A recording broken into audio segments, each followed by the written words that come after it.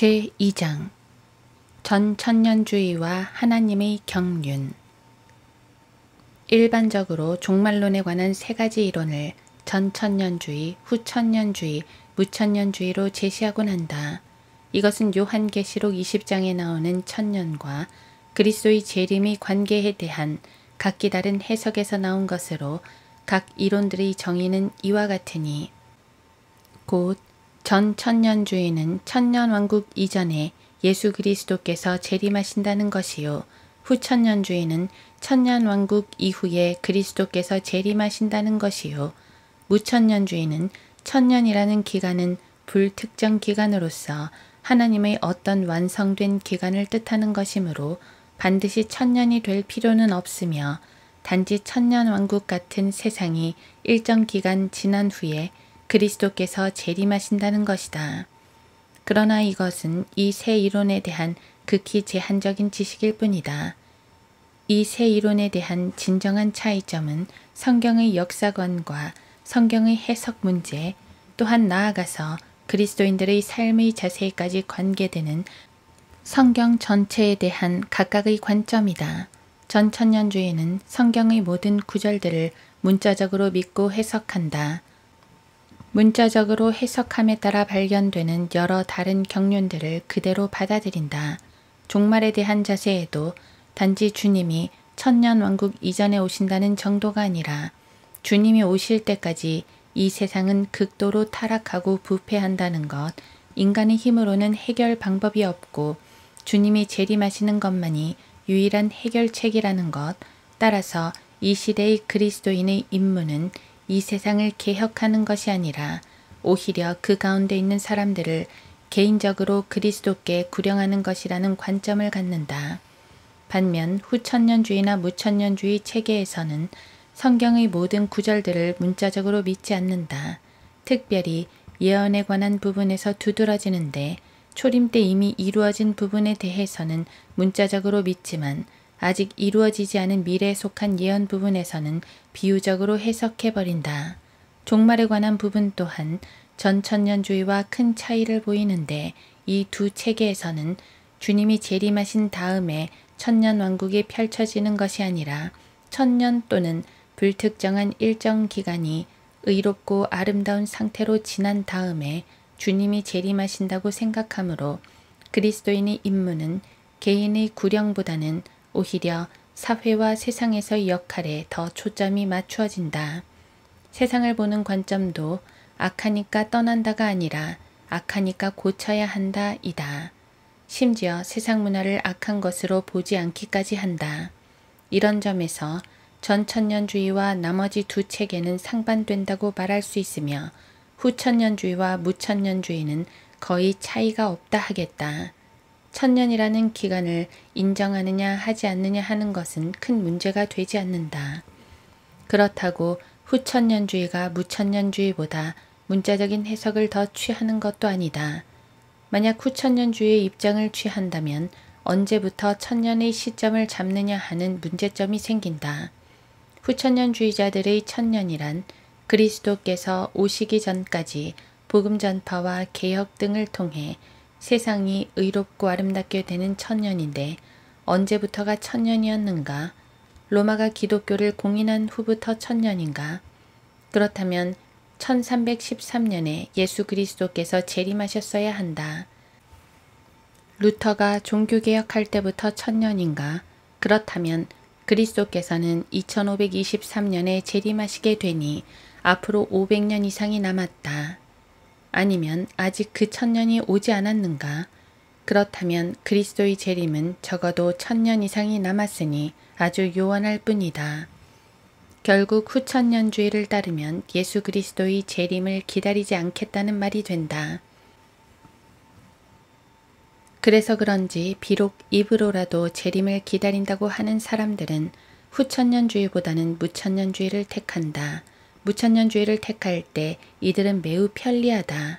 일단 계시록 20장의 천년을 문자적으로 보지 않기 때문에 예수님께서 아무 때라도 재림하실 수 있다는 편리한 입장을 갖게 되고, 7000년이라는 하나님의 경륜에 대해서도 믿지 않아도 된다. 그렇게 되면 또한 왕국에 관한 구약의 모든 예언이나 모형들에 대해서도 믿지 않게 되며 결국 성경은 전혀 나눌 필요가 없는 책이 되고 만다. 무천년주의자들은 천년이라는 기간에 대해서는 믿지 않지만 종말에 대한 관점은 후천년주의자들과 동일하다. 즉 인간들의 노력 여하에 따라 의롭고 화평한 세상이 이루어지면, 즉 세상이 점점 발전되면 예수님께서 오신다는 것이다. 이런 점에서 무천년주의는 후천년주의의 입장을 취한다.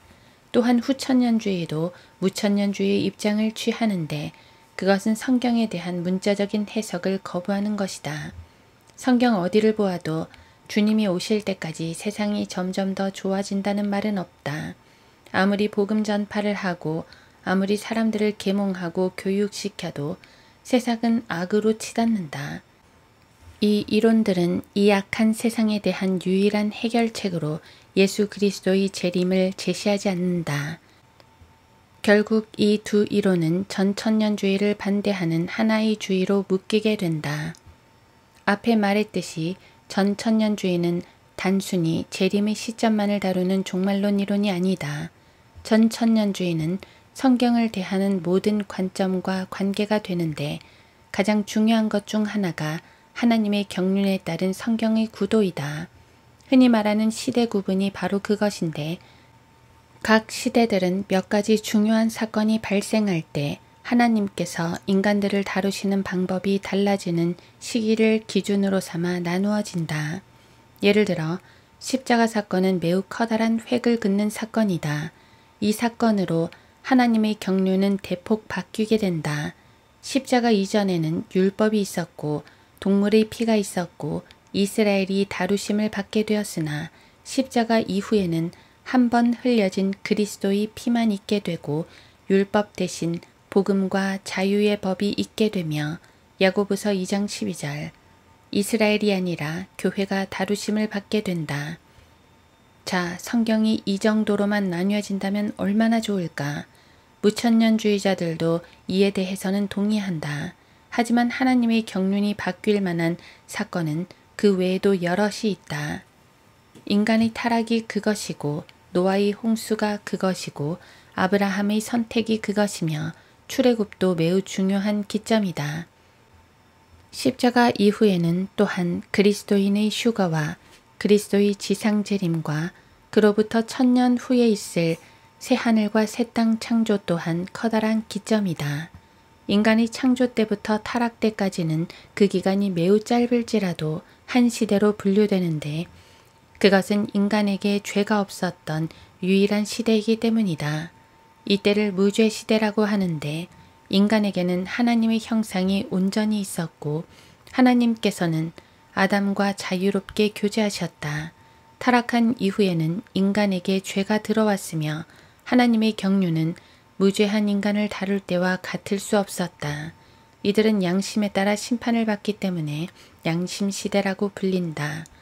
노아의 홍수는 인간의 죄성에 대해서는 변화가 없지만 홍수 이후에 노아는 마치 아담과 같이 아무도 없는 광활한 땅에 새로운 종족을 번식시킬 첫 인류가 되었다. 하나님의 경륜은 노아와 더불어 새롭게 시작되어야 했다. 그러다가 아브라함부터는 조금 다르게 경륜이 바뀐다. 홍수 이후에는 바벨탑 사건을 보듯이 인간들이 연합하여서 하나님을 대적한다. 그들이 흩어졌을 때에는 여러 민족들을 이루어 정부를 구성하게 된다. 물론 인간의 죄성이나 구원에 대해서는 여전히 인간의 양심을 다루시기는 하시나 왕국의 관점으로 볼 때 이 시대를 인간 정부 시대라 한다. 이 기간 동안 인간의 교만이 극에 달했던 적도 있었지만 하나님께서는 노아 때처럼 온 인류를 멸하지 않으셨다. 이때 변한 하나님의 경륜은 온 세상이 아니라 한 민족을 택하시는 것이었다. 그가 바로 아브라함이다. 아브라함을 택하시면서 하나님께서는 아브라함으로 시작될 한 민족, 즉 이스라엘을 염두에 두셨고 그 민족을 온 세상 민족으로부터 구별하셔서 위대한 민족으로 만들어 하나님의 위엄을 보이심과 동시에 그분의 통치의 모델 국가를 만드시려 하시는 것이다. 아브라함에게 하나님께서는 여러 가지 축복으로 언약해 주셨고 창세기 12장 1에서 3절, 13장 14에서 17절, 15장 18에서 21절 그 언약은 그의 아들인 이삭과 야곱에게 계승되어 간다. 이들에게 주신 민족적인 복은 아직 언약이었을 뿐이고 성취되지 않았기 때문에 이 시대를 언약 시대라고 하며 다루어지는 사람들이 주로 아브라함, 이삭, 야곱 등의 족장들이었기 때문에 족장 시대라고도 한다. 그러다가 이 언약이 구체화되는 것이 모세를 통한 출애굽 사건이었는데 이때 그들은 민족적인 탄생을 하고 국가로서의 면모를 갖게 된다. 이 시기에 가장 중요한 것은 그때 율법을 받았다는 것이다. 이 율법은 이 새로운 국가의 통치 기틀임과 동시에 하나님의 구원의 관점으로 보자면 양심을 대체할 만한 것이었다. 하나님께서는 그들을 심판하시거나 구원하실 때 구체적인 기준을 그들에게 제시해 주신 것이다. 아직 이방인들은 여전히 양심의 통제를 받지만 유대인들은 율법의 통제를 받는다. 따라서 이때를 율법 시대라고 한다. 십자가로 인해서는 교회가 탄생했고 이때는 교회 시대라 불린다. 다른 말로 은혜 시대라고 불리기도 하는데 이는 약간의 불완전한 이름이다. 왜냐하면 은혜는 이 시대에만 있었던 것이 아니라 다른 시대에도 있었기 때문이다. 하나님의 은혜는 모든 시대에 걸쳐 저변에 깔려 있었다. 예를 들어 율법 시대에 아무리 희생제사로 용서받았다 할지라도 하나님께서는 왜 그 사람을 죄를 지은 즉시 죽이지 않으셨는가? 그것 또한 하나님의 은혜라 아니할 수 없다. 하지만 신약 시대에는 오직 은혜로 구원받는다. 이때 주어지는 은혜는 다른 시대에 누구에게나 주어졌던 은혜와는 차원이 다르다. 이런 점에서 이 시대를 은혜 시대라고 부르기도 한다. 교회 시대는 그리스도인들의 휴가로 끝나게 되는데 그 후에는 왕국이 펼쳐지기까지 잠시 동안의 과도기로 환란 시대가 있게 되며 그리스도께서 재림하신 이후에는 모든 경륜들을 완성하듯이 메시아께서 직접 이 땅에 내려오셔서 1000년 동안을 다스리게 되는데 이때 이 세상은 의와 화평으로 회복된다. 이때를 왕국시대라고 한다. 그 후에는 잠깐 동안의 마귀의 반역과 그에 대한 심판으로 땅과 하늘을 소멸시키시는 것과 백보좌 심판이 있게 되고 드디어 영원히 그분의 왕국이 펼쳐지는 영원시대가 있게 된다. 이것이 전 천년주의의 기본적인 구도이며 후 무천년주의의 관점과는 엄청난 차이가 난다. 그들이 시대들을 나누는 것은 십자가를 기준하여 신약과 구약을 나누는 것인데 사실은 이 둘도 제대로 나누지 않는다. 그들은 십자가를 전후하여 시대를 나누지만 십자가 이전과 이후의 구원에 대해 차이를 두지 않는다. 즉 십자가 이전에는 오실 그리스도를 보고 구원받았고 십자가 이후에는 오신 그리스도를 보고 구원을 받는다는 것으로 결국 그리스도의 피로 모두가 구원받는다는 것이다. 구약에 있는 동물들의 피는 그리스도의 피를 예표하므로 그들은 결국 그리스도의 피를 믿었다는 것이다. 또한 구약은 유대인들이 다루어졌고 신약은 교회가 다루어지는데 교회는 영적인 유대인으로서 구약 유대인들이 범죄한 이후에 그들이 받을 모든 약속들과 복들을 교회가 취하게 된다 하므로 유대인과 교회에 대한 구분도 없어졌다. 결국 구약 성도들과 신약 성도들에 대한 구분도 없어지고 구약의 모든 예언들은 신약에 모두 성취되어 버려 더 이상 성취할 예언은 없고 하나님의 경륜은 엉망이 되고 만다. 이처럼 전천년주의는 시대 구분과 밀접한 관계를 갖는다. 하지만 이러한 시대 구분은 단순히 구분을 위한 구분이 아니다. 하나님의 경륜에 따른 이러한 시대 구분은 하나의 종착적인 결론을 갖게 되는데 그것은 다름 아닌 천국의 완성이다.